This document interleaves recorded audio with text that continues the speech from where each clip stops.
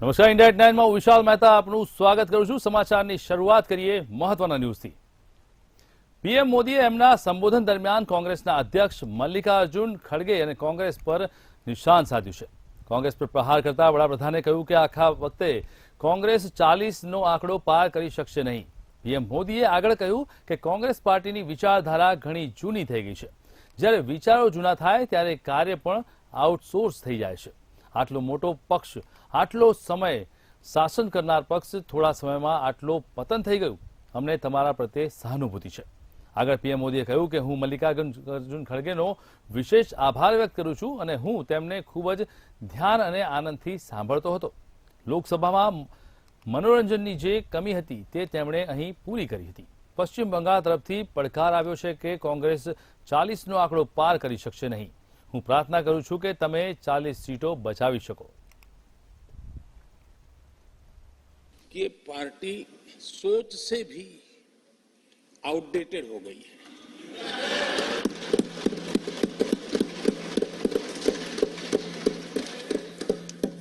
और जब सोच आउटडेटेड हो गई है तो उन्होंने अपना कामकाज भी आउटसोर्स कर दिया है। देखते ही देखते इतना बड़ा दल, इतने दशकों पर तक देश पर राज करने वाला दल, ऐसा पतन, ऐसी गिरावट हमें खुशी नहीं हो रही है। हमारी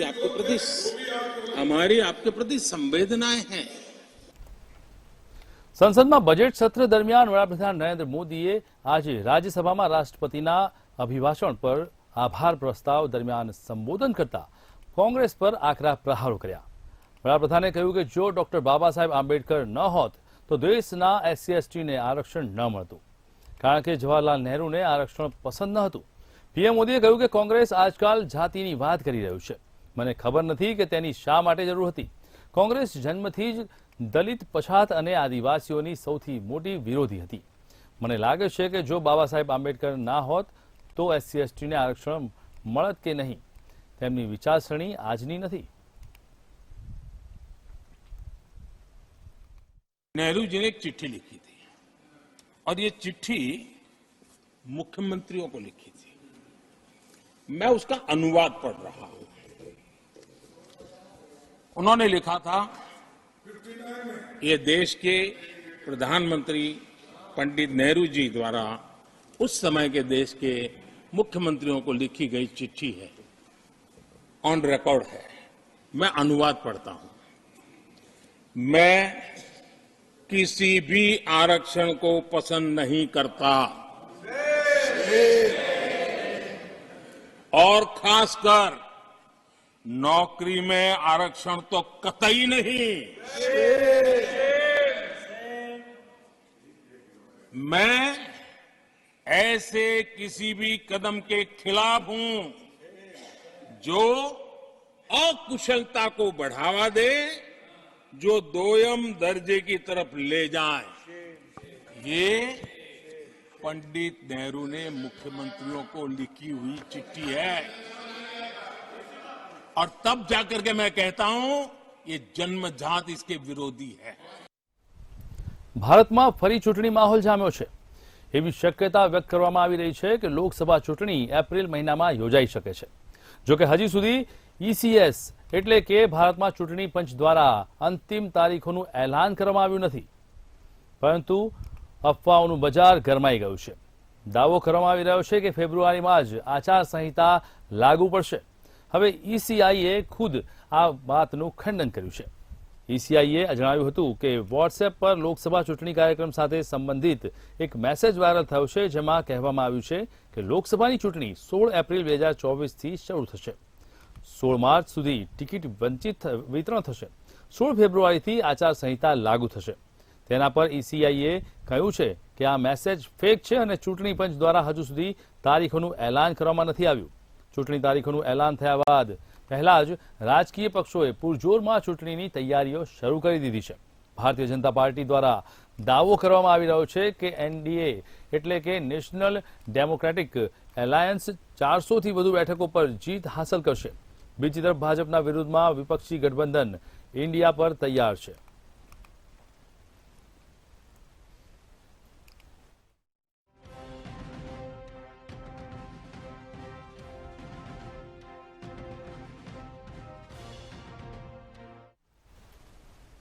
પશ્ચિમ વર્ધમાન નેતાઓ સાથે બંધારણ સાથે કરેલી બેઠકમાં બંગાળના મુખ્યમંત્રી મમતા બેનર્જીએ આ નિર્ણયની પુષ્ટિ કરી હતી.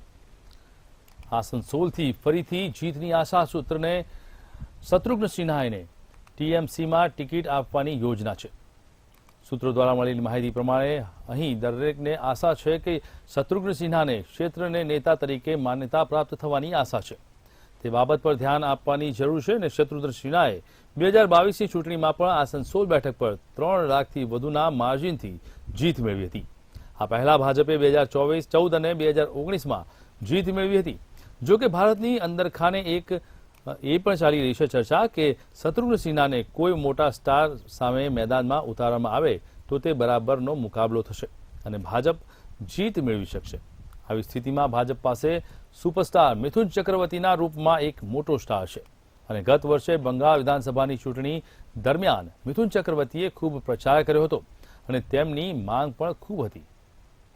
જોકે હજુ સુધી શત્રુઘ્ન સિન્હા મેદાનમાં કોઈ ઉતરશે અને તેના પર ભાજપે ઉમેદવાર નક્કી કર્યો નથી.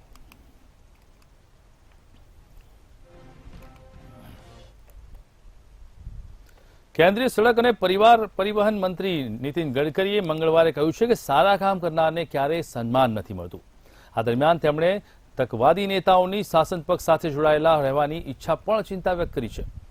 વિચારધારામાં આ પ્રકારનું પતન લોકશાહી માટે સારી બાબત નથી. વધુમાં તેમણે જણાવ્યું કે તેઓ નેતાઓ પર પણ જેઓ પાસે પોતાની વિચારધારા પર અડગ છે પરંતુ તેમની સંખ્યા ધીમે ધીમે ઘટી રહી છે. ગડકરીએ આગળ જણાવતા કહ્યું છે કે આપણા સંસદ સભ્યોની ગુણવત્તા જ આજે ભવ્ય લોકશાહીને આગળ ધપાવે છે. પરંતુ આજે આપણી સમસ્યા નેતાઓ વચ્ચેના મતભેદો નથી પરંતુ વિચારોની શૂન્યતા છે. દિવંગત નેતા અટલ બિહારી વાજપેયીને યાદ કરતા કેન્દ્રીય મંત્રીએ કહ્યું કે તેઓ અટલ બિહારી વાજપેયીની પાસેથી શીખ્યા છે કે નેતાઓ વચ્ચે મતભેદ હોવા જોઈએ તે સારું છે પરંતુ મનભેદ ન હોવા જોઈએ. આ ઉપરાંત કોઈ પણ વ્યક્તિ નામ વગર જ ગડકરીએ કહ્યું કે હંમેશા મજાકમાં કહેવું છે કે કોઈ પક્ષ સરકાર હોય અને વાત ચોક્કસ છે કે જે સારું કામ કરે તેને ક્યારેય સન્માન મળતું નથી અને જે ખરાબ કામ કરે છે તેને ક્યારેક સજા થતી નથી. अटल बिहारी वाजपेयी जी के बारे में वो कहते थे कि मतभेद होने चाहिए पर मनभेद नहीं होने चाहिए. मतभिन्नता हो सकती है और मतभिन्नता होना ये लोकतंत्र का आत्मा भी है पर मतभिन्नता के साथ मनभेद नहीं होनी चाहिए. स्वाभाविक रूप से लोकतंत्र में जो काम करने वाले हमारे सांसद बंधुगण हैं, बहनें हैं, उन सब की जो कुछ कंट्रीब्यूशन है वो जितना क्वालिटेटिव होगा, गुणात्मक होगा, उतना संसद का गौरव बढ़ेगा. पर एक बात इंपॉर्टेंट है कि हमारे वाद विवादों में आजकल हमारी समस्या मतभिन्नता नहीं है. हमारी समस्या जो है विचार शून्यता है. हमारी समस्या है बहुत से लोग जो अपने विचारों के आधार पर कन्विक्शन के साथ खड़े रहते हैं उनकी धीरे धीरे कमी हो रही है और डिटोरेशन जो आइडियोलॉजी के साथ हो रहा है वो लोकतंत्र के लिए अच्छी बात नहीं है. इसलिए एक अच्छी बात है कि जो संसद में अच्छा काम करता है उसको रिकॉग्नाइज करना, उसको रिस्पेक्ट करना ताकि बाकी लोगों को भी इसकी प्रेरणा मिलती है. मैं मजाक में कहता हूं कि कोई भी पार्टी की सरकार है पर एक बात बहुत अच्छी होती है, एक बात पक्की होती है कि अच्छे काम करने वालों को कभी सम्मान नहीं मिलता और बुरे काम करने वालों को कभी सजा नहीं मिलती. इसी का नाम सरकार होता है. वो चलते रहता है बाढ़ जैसी. સમાજવાદી પાર્ટીના અધ્યક્ષ અખિલેશ યાદવે જણાવ્યું કે ઉત્તર પ્રદેશમાં રાહુલ ગાંધીના નેતૃત્વમાં કોંગ્રેસની ભારત જોડો ન્યાય યાત્રામાં સામેલ થવાના આમંત્રણનો સ્વીકાર કર્યો છે. આ યાત્રા 16મી ફેબ્રુઆરીના રોજ ઉત્તર પ્રદેશમાં પ્રવેશ કરશે અને તેનો પ્રથમ પડાવ ચંદોલીના સયાદરાજમાં નેશનલ ઇન્ટરનેશનલ કોલેજની અંદર છે. કોંગ્રેસ અધ્યક્ષ મલ્લિકાર્જુન ખડગેએ યુપીના પૂર્વ મુખ્યમંત્રીને રાજ્ય જોડો ન્યાય યાત્રામાં સામેલ થવા માટે આમંત્રણ આપ્યું છે. હવે સમાજવાદી પાર્ટીએ જણાવ્યું છે કે અખિલેશ યાદવે આમંત્રણનો સ્વીકાર કર્યો છે અને પુષ્ટિ કરી છે કે તેઓ 16 ફેબ્રુઆરીના રોજ ઉત્તર પ્રદેશના પ્રવેશ કરવા પર અમેઠી થવા અથવા તો રાયબરેલીમાં ભારત જોડો ન્યાય યાત્રામાં સામેલ થશે. અખિલેશ યાદવને યાત્રામાં સામેલ થવાનું આમંત્રણ તેમની ટિપ્પણી બાદ મળ્યું છે, જેમાં તેમણે દાવો કર્યો હતો કે તેમની પાર્ટીને રાહુલ ગાંધીની ભારત જોડો ન્યાય યાત્રામાં આમંત્રિત કરવામાં નથી આવી. સપા પ્રમુખે 4 ફેબ્રુઆરીના રોજ પત્રકારો સાથે વાતચીતમાં કહ્યું હતું કે અમને મોટા આયોજનો થાય છે, પરંતુ અમને આમંત્રિત કરવામાં નથી આવતા. અખિલેશની ટિપ્પણી પર પ્રતિક્રિયા પર આપતા વરિષ્ઠ કોંગ્રેસ નેતા જયરામ રમેશે કહ્યું હતું કે પાર્ટી ગઠબંધન સદસ્યોનું યાત્રામાં સ્વાગત કરવા માટે તૈયાર છે, પરંતુ યુપીમાં તેનો અંતિમ કાર્યક્રમ હજુ નક્કી કરવામાં આવ્યો નથી.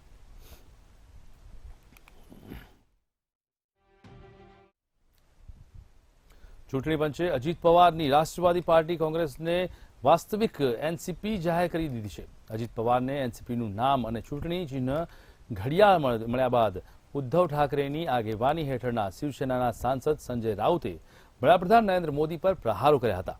તેમણે કહ્યું છે કે અજીતને પાર્ટી મળવી એ મોદીની ગેરંટી છે. રાઉતે કહ્યું કે તમારી પાસે ધારાસભ્યો અથવા સંસદ સભ્ય હોઈ શકે છે. આવતીકાલે આ ધારાસભ્યો અને સંસદ સભ્યો ચૂંટણી હારી જશે તો પાર્ટીનું શું થશે? સમગ્ર નિર્ણય ખોટો અને પક્ષપાતી છે. આ એક એવો નિર્ણય છે કે જે લોકશાહી અને બંધારણની હત્યા કરે છે. તેમણે વધુમાં કહ્યું હતું કે શરદ પવાર હજુ પણ પાર્ટીના સંસ્થાપક છે. તેઓ પાર્ટી પંચની સાથે બેસતા હતા.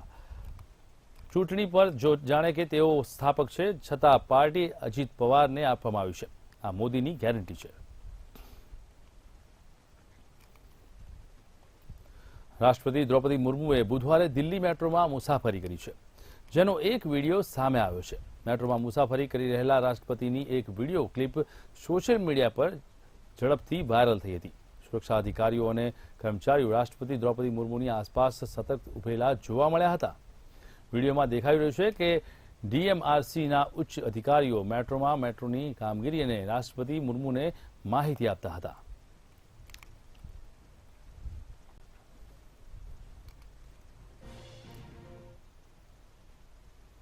ઉત્તરાખંડ વિધાનસભાના જીસીસી અંગે ચર્ચા શરૂ થઈ ગઈ છે. આ દરમિયાન મુસ્લિમ સંગઠનોએ અત્યારની બિલો વિરોધ શરૂ કરવામાં કાર્યવાહી હાથ ધરી છે. દહેરાદૂનમાં આ બિલ સામે દેખાવો પણ કરવામાં આવ્યા છે. જમિયતે ઉલેમા એ હિન્દુ આ મામલે કહ્યું છે કે મુસ્લિમો તેઓ કોઈપણ કાયદાને નથી સ્વીકારતા જે શરિયતની વિરુદ્ધ હશે. જમિયતે ઉલેમાએ હિન્દે આ બિલમાંથી આદિવાસીઓને મુક્તિ આપવાનો હવાલો લીધો છે. જો કે આ કાયદાની આદિવાસી સમુદાયને અલગ રાખી શક્યતા તો બંધારણ હેઠળ મેળવી ધાર્મિક સ્વતંત્રતાના આધારે લઘુમતીઓને પણ આ કાયદામાં દાયરાની અલગ અલગ રાખવામાં આવ્યા છે. આ મામલે જમિયત પ્રમુખ મૌલાના અશરદ મદનીએ કહ્યું છે કે અમે એવો કોઈ પણ કાયદાનો સ્વીકાર નથી કરતા જે શરિયતની વિરુદ્ધ હોય, કેમ કે એક મુસ્લિમ દરેક વસ્તુ જોડે સમજૂતી કરી શકે છે, પણ તે શરિયત અને ધર્મ પર ક્યારેય સમજૂતી નહીં કરી શકે. તેમણે સવાલો કર્યા છે કે જો બંધારણની એક કલમ હેઠળ અનુસૂચિત જનજાતિઓને આ કાયદાના બંધારણથી બહાર રાખવામાં આવી શકે તો નાગરિકોના મૌલિક અધિકારોને માન્યતા આપવાની બંધારણની કલમ 25 અને 26 હેઠળ મુસ્લિમોને ધાર્મિક સ્વતંત્રતા કેમ ન આપી શકાય? મદનીએ દાવો કર્યો છે કે બંધારણમાં ધાર્મિક સ્વતંત્રતાની ગેરંટી છે, પણ સમાન નાગરિક સંહિતા એટલે કે યુસીસી મૌલિક અધિકારોનું હનન છે.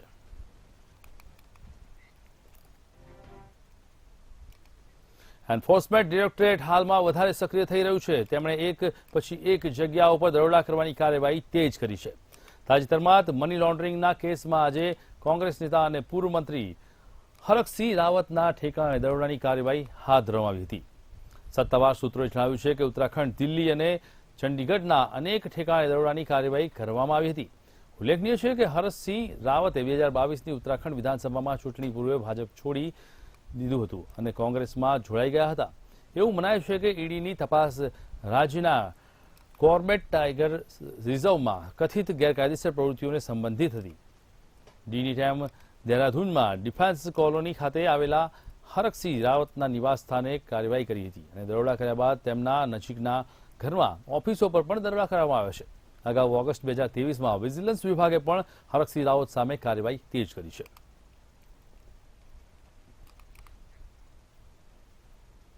દિલ્હી લીગર પોલિસી કેસનો સામનો કરી રહેલા અરવિંદ કેજરીવાલને અન્ય એક કેસમાં મોટી રાહત મળી છે. હવે તેમને કોર્ટમાં રજૂ નહીં થવું પડે. દિલ્હીમાં મુખ્યમંત્રી કેજરીવાલે ટ્યુબર ધ્રુવ રાઠીનો યુટ્યુબ વિડીયો ફરી ટ્વીટ કર્યો હતો, જેને લઈને તેમના વિરુદ્ધ ગુનાહિત માનહાનિનો કેસ ચાલી રહ્યો છે. આ મામલે મુખ્યમંત્રી કેજરીવાલે વ્યક્તિગત હાજર થવા માટે છૂટ મળી ગઈ છે.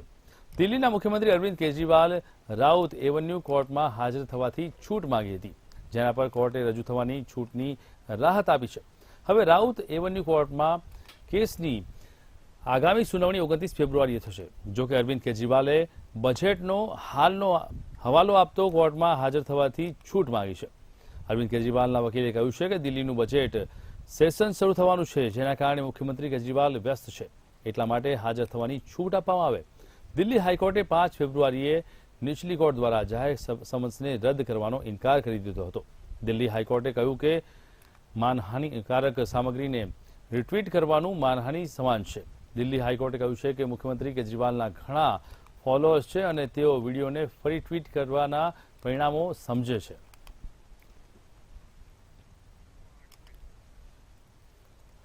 ઉત્તર પ્રદેશના આગ્રામાં ઐતિહાસિક સ્મારક તાજેતરમાં જ શરૂ થયા છે. તાજમહેલમાં શરૂ થયેલા શાહજહાંના ઉર્સનો અખિલ ભારતીય હિન્દુ મહાસભાનો વિરોધ થયો છે. હિન્દુ મહાસભામાં કાર્યકર્તાઓએ તાજમહેલની પાર્શ્વમાં જઈને જળાભિષેક કર્યો છે અને આ સાથે જ શિવ ચાલીસાનો પાઠ પણ કરવામાં આવ્યો હતો. પ્રદર્શન કરી રહેલા કાર્યકર્તાઓનું કહેવું છે કે જ્યારે તાજમહેલમાં કોઈ પ્રકારના ધાર્મિક કાર્યક્રમ પર પ્રતિબંધ છે, તો પછી અહીં કોની મંજૂરીથી શાહજહાંના ઉર્સની ઉજવણી કરવામાં આવી રહી છે. મુગલ બાદશાહ શાહજહાંનો મંગળવારથી 368મો ઉર્સ તાજમહેલની અંદર ઉજવવામાં આવી રહ્યો છે. 3 દિવસીય ઉર્સમાં વિવિધ ધાર્મિક વિધિઓ અદા કરવામાં આવશે. ઉર્સમાં ગુલ્સ, સંદિત અને ચાદરપોશીની વિધિઓ થાય છે. આ ઉપરાંત કવ્વાલી અને મુશાયરા પણ થાય છે. વર્ષમાં માત્ર એક જ શાહજહાંમાં મુમતાજની ભૂતળની અસલી કબરનું સુધી જવા માટે દરવાજો ખોલવામાં આવે છે. 3 દિવસ સુધી સામાન્ય પ્રવાસીઓ પણ અસલી કબરનો જોઈ શકે છે. 6 અને 7 ફેબ્રુઆરીએ રોજ તાજમહેલમાં 2 વાગ્યા બાદથી તમામ મોટા માટે પ્રવેશ ફ્રી રહેશે. ઉર્સમાં અંતિમ દિવસે એટલે કે 8 તારીખે આખો દિવસ પ્રવેશ ફીમાં કરવામાં આવ્યું છે. ગત મંગળવારે પ્રથમ દિવસે ગુલ્સની વિધિ સાથે શાહજહાં ઉર્સની શરૂઆત થશે અને હિન્દુ સંગઠનોના લોકો તેનો વિરોધ કરવા શરૂ કરશે. લગભગ અડધો ડઝન લોકો તાજમહેલના પાર્શ્વમાં મહેતાબ બાગ પહોંચી ગયા હતા અને ત્યાં તેઓએ ભગવાન શિવના ચિત્રની સાથે જળાભિષેક કર્યો હતો અને શિવ ચાલીસાનો પાઠ પણ કર્યો હતો.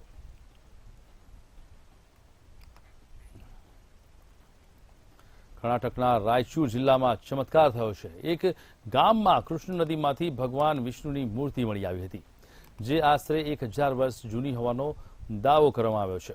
ખાસ વાત એ છે કે આ મૂર્તિ એકદમ રામલલ્લાની નવી બનાવેલી મૂર્તિ જેવી છે. ઉલ્લેખનીય છે કે અયોધ્યામાં 22 જાન્યુઆરીએ રામ મંદિરમાં રામલલ્લાની મૂર્તિ સ્થાપિત કરાઈ હતી. પુરાતત્વીય વિદ્વાનોને કહ્યું છે કે આ મૂર્તિ 11મી કે 12મી સદીની હોઈ શકે છે. ભગવાન વિષ્ણુના વિગ્રહની સાથે એક પ્રાચીન શિવલિંગ પણ મળી આવ્યું હતું. ભગવાન વિષ્ણુના આ વિગ્રહનો રૂપ, રંગ અને સ્વરૂપ અયોધ્યામાં રામલલ્લાના ભવ્ય મંદિરમાં સ્થાપિત વિગ્રહથી મેળ ખાય છે. ભગવાન વિષ્ણુની આ મૂર્તિમાં પ્રભામંડળની ચારે બાજુ દશાવતારનો ઉકેરાયો છે. મૂર્તિ પણ મત્સ્ય, કર્મ અને વરાહ, નરસિંહા, વામન, રામ, પરશુરામ, કૃષ્ણ, બુદ્ધ અને કલ્કી અલંકૃત છે. વિષ્ણુની મૂર્તિમાં 4 હાથ છે, જેમાં 2 ઉપર ઉભેલા હાથ શંખ અને ચક્રથી સજ્જ છે. નીચેના સાથે સીધા 2 હાથ આશીર્વાદની મુદ્રામાં છે, જેમાં એક કટિહસ્ત અને બીજો વરદહસ્ત છે.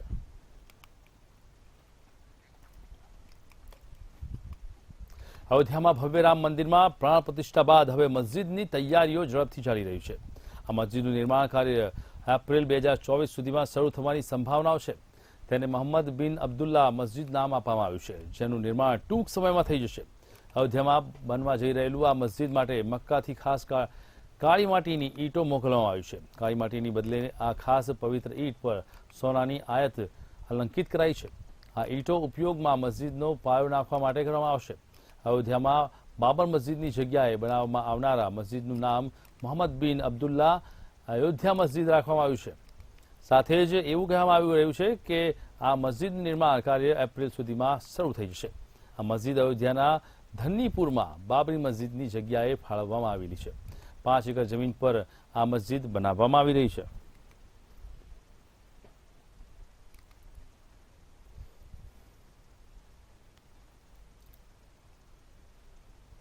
જમ્મુ કાશ્મીરના અનંતનાગ જિલ્લાની ટ્વીટ સિસ્ટર્સનો વિડીયો સામે આવ્યો છે. આ ટ્વિન સિસ્ટર્સના વિડીયોની અંદર વાયરલ થયા બાદ જેબા અને જૈનબ નામની બંને બાળકીઓ હિમવર્ષામાં પડેલા બરફમાં રમી રહી છે.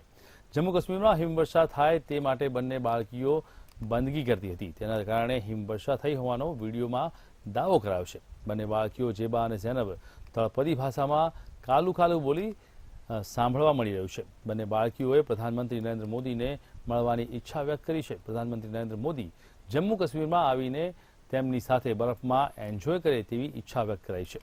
સોશિયલ મીડિયામાં વાયરલ થયેલા વિડીયોના કારણે બંને સુપરસ્ટાર્સ બની ગઈ હોવાની ટ્વિન સિસ્ટર નામની ફિલ્મ બનાવવાની ઈચ્છા પણ બાળકીઓએ વ્યક્ત કરી છે. अस्सलाम वालेकुम गाइस, तो आप देख सकते हैं फाइनली बर्फ गिर गई है. आप देख हो रहे होंगे, आपको लग रहा होगा मैं कितना एंजॉय कर रही हूँ. मुझे तो जैसे लग रहा है मैं जन्नत के बीचों बीच बैठी हूँ और मेरे बीचों बीच ये दूध की लहरें हैं. लेकिन ये दूध की लहरें नहीं, बर्फ है. हमें तो आज बहुत मजा आ रहा है.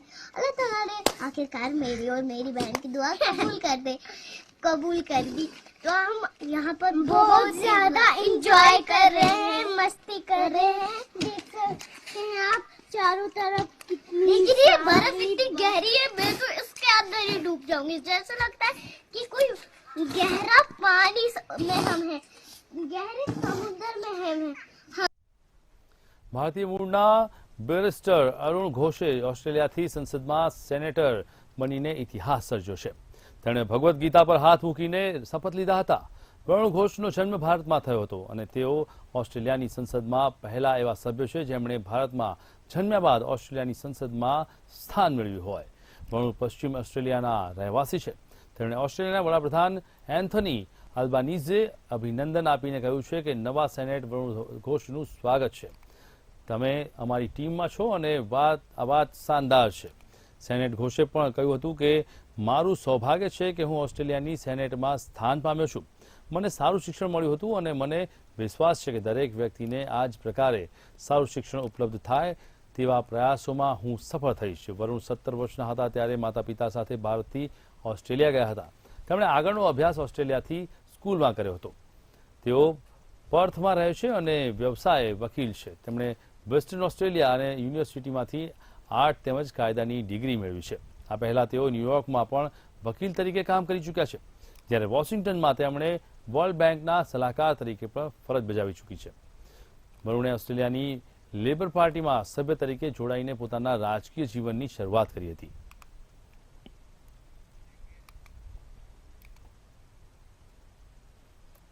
પાકિસ્તાન ફરી એકવાર લોહિયાળ બન્યું છે. આતંકવાદને લઈને દેશવ્યાપી ચૂંટણી પહેલા થયેલા 2 આત્મઘાતી હુમલામાં 25થી વધારે લોકોના મોત થયા છે. કેવી રીતે પાકિસ્તાન લોહિયાળ થયું જોઈએ અમારા વિશેષ અહેવાલમાં. પાકિસ્તાનમાં આવતીકાલે સંસદ અને વિધાનસભાની ચૂંટણીઓ થઈ રહી છે. ચૂંટણીના બરાબર 1 દિવસ પહેલા પાકિસ્તાન મોટા આત્મઘાતી હુમલાથી ધ્રુજી ઉઠ્યું છે. બલુચિસ્તાન અને પેશિન પ્રાંતમાં થયેલા 2 આત્મઘાતી હુમલામાં 22થી વધુ લોકો માર્યા ગયા છે અને ઘણા ઘાયલ થયા છે. બોમ્બને મોટરસાયકલ સાથે બાંધીને ઉડાવી મૂકવામાં આવ્યું હતું. બીજી એક ઘટનામાં અપક્ષ ઉમેદવારની ઓફિસ બહાર આત્મઘાતી હુમલો થયો હતો. પેશિન અને બલુચિસ્તાન એમ 2 વિસ્તારમાં 2 આત્મઘાતી હુમલા થયા છે. અપક્ષ ઉમેદવાર અસ્વધ્યર કાકરના ચૂંટણી કાર્યાલયની બહાર થયેલા આત્મઘાતી વિસ્ફોટકમાં ઓછામાં ઓછા 14 લોકો માર્યા ગયા હતા અને 30 ઘાયલ થયા હતા. બીજી તરફ બલુચિસ્તાનમાં બાઇક સાથે બોમ્બ બાંધીને ઉડાવી મૂકવામાં આવ્યા હતા, જેમાં પણ ઘણા માર્યા ગયા હતા. અત્યાર સુધી 22 લોકોના મોત થયા છે. ઘણા ઘાયલ હોવાથી મોતનો આંકડો વધી શકે છે. હજુ સુધી કોઈ જૂથે આ હુમલાની જવાબદારી લીધી નથી. પાકિસ્તાનમાં આવતીકાલે સંસદ અને વિધાનસભાની ચૂંટણીઓ થવાની છે. ચૂંટણીના 1 દિવસ પહેલા પાકિસ્તાન લોહિયાળ બન્યું છે. આ ઘટના બાદ દેશમાં હાહાકાર મચ્યો છે. પહેલેથી જ કંગાળ બની ગયેલ પાકિસ્તાનની કસર આ ઘટનાએ પૂરી કરી દીધી છે. બ્યુરો રિપોર્ટ, મંતવ્ય ન્યૂઝ. પડોશી દેશ પાકિસ્તાનમાં ચૂંટણી પ્રચાર પૂર્ણ થઈ ચૂક્યો છે અને 8 ફેબ્રુઆરીએ નેશનલ એસેમ્બલીની 242 સીટો સહિત રાજ્ય એસેમ્બલી માટે પણ વોટ કરવામાં આવશે. તેના પહેલા આર્થિક સંકટોથી ઘેરાયેલા પાકિસ્તાનની લગભગ બધી પાર્ટીઓએ મતદાતાઓને લુભાવવા માટે મોટા મોટા પડકારો આપ્યા છે. કોઈએ 1 કરોડ નોકરીનું આપવાનું કહ્યું છે અને સાથે જ તો કોઈ વીજળી બિલ ઓછું કરવા, મોંઘવારીની ઓછી કરવા માટેની 6% પર લોન આપવાનું વચન આપ્યું છે. PMLN, PPP અને PTI સહિત તમામ રાજનૈતિક પક્ષોનું ચૂંટણી ઘોષણાપત્રનું વિશ્લેષણ કરવા પર જણાવવા મળ્યું છે કે પાકિસ્તાનની બધી પાર્ટીઓ પર ભારતના પ્રધાનમંત્રી નરેન્દ્ર મોદીની ચૂંટણી જીતવાના ફંડાની અસર જોવા મળી રહી છે. જે પ્રકારે 2014માં નરેન્દ્ર મોદી અચ્છે દિનનું સપનું બતાવીને સત્તામાં આવ્યા હતા અને મોંઘવારી, બેરોજગારી, ગરીબી, ભ્રષ્ટાચાર અને ટેક્સ કાયદાની જાળથી મુક્તિના ચૂંટણી પ્રચારનો વાયદો કર્યો હતો, તેવી જ રીતે ચૂંટણી મેદાનનું કાર્યવાહી પાકિસ્તાનમાં રાજનૈતિક પક્ષની તરફથી ચાલી રહ્યું છે.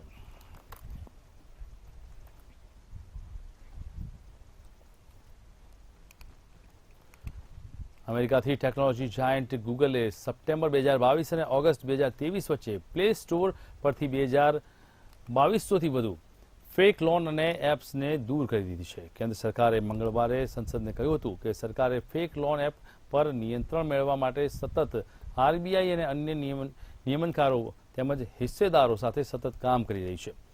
રાજ્યકક્ષાના નાણામંત્રી ભગવત કે કરાડે જણાવ્યું હતું કે ઇલેક્ટ્રોનિક અને ઇન્ફોર્મેશન ટેકનોલોજી મંત્રાલય પાસેથી મળેલી માહિતી મુજબ એપ્રિલ 2021થી જુલાઈ 2022 વચ્ચે ગૂગલે તેના પ્લે સ્ટોર પર 3500થી 4000 લોન એપની સમીક્ષા કરી હતી અને તેમાંથી 2500 ફેક લોન એપ્સને સસ્પેન્ડ કરી હતી અથવા દૂર કરી દીધી છે. એ જ રીતે સપ્ટેમ્બર 2022થી ઓગસ્ટ 2023 દરમિયાન 2200થી વધુ લોન એપ્સ પ્લે સ્ટોર પરથી હટાવવામાં આવી છે. ગૂગલે પ્લે સ્ટોર પર લોન એપ્સ સંબંધિત નીતિમાં પણ સુધારો કર્યો છે. હવે પ્લે સ્ટોર પર માત્ર રેગ્યુલેટર એન્ટિટીઝ દ્વારા જ પ્રકાશિત અથવા આરી સાથે ભાગીદારીમાં કામ કરતી હોય તેવી લોન એપ્સને જ મંજૂરી આપવામાં આવશે. તેણે ભારતમાં લોન એપ્સ માટે આકરી અમલીકરણ પ્રક્રિયા સાથે વધારાની નીતિ વિષયક જરૂરિયાતોને પણ અમલમાં મૂકી છે.